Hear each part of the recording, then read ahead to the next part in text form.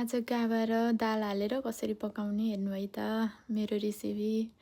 पहिला मैले गाभालाई राम्रोसँग पखालेँ। दाल मैले भिजाएको थिएँ आधा घन्टासम्म, मिक्स दाल।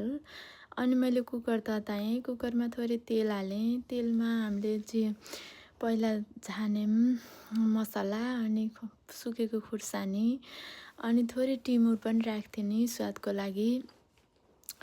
अनि मैले लसुन अदुवाहरू पनि मैले पुऱ्याएँ। अनि जिम्मु पनि मैले थोरै राखेँ। जिम्मु राखेँ भने स्वाद मिठो आउँछ। अनि मैले तोरी पनि थोरै तोरी राख्थेँ भने गाभामा मिठो हुन्छ भनेर तोरी पनि पुऱ्याएँ। अनि मैले अघि भिजाएको दाल पनि राख्छु। दाल अलिकति भुट्ने हामीले एकछिनसम्म। अनि दाल भुटिसकेपछि दाल अनुसार हामीले थोरै पानी राख्ने।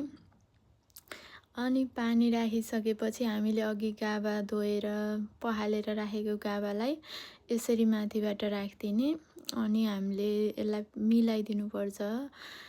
अनि हल्का यसलाई अँठाए जस्तो गरेर मिलाइदिने। अनि मिलाएपछि यहाँ मैले नुन र बेसार पनि हालिदिएको थिएँ। अनि मैले सिटी लगाइदिएँ 4 सिटी।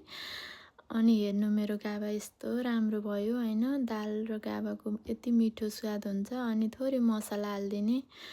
अनि हामीले टमाटर पनि एउटा दुईटा गेडा सानो छ भने दुईटा गेडा राखिदिने।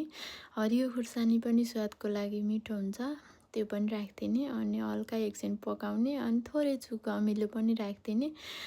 यति गरिसकेपछि गाभा रेडी हुन्छ। यति मिठो हुन्छ नि, यो यसरी खानु होला तपाईहरुलाई नि एकदम मनपर्छ है त। मैले पकाउने गाभा चाहिँ यसरी नै हो, एकदम मिठो हुन्छ। तपाईहरु नि एकचोटि ट्राई गर्नु होला। हस् त।